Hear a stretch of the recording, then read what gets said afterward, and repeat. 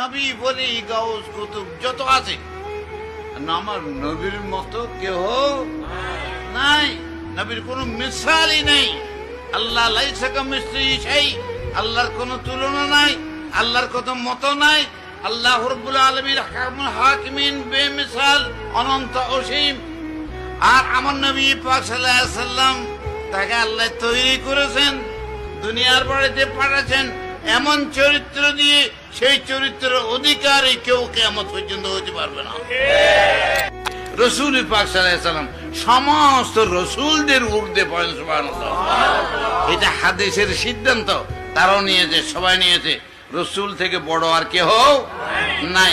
আসেন ওই তার ছায়াতলে যদি আমরা যাই, তার আদর্শ যদি আমরা জীবনে বাস্তবায়িত করি, তা আমাদের সবার নাম আল্লাহর বন্ধু হয়ে যাবে।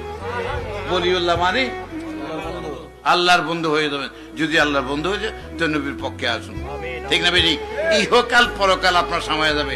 কোনো আল্লাহর বলির কোনো চিন্তা আছে?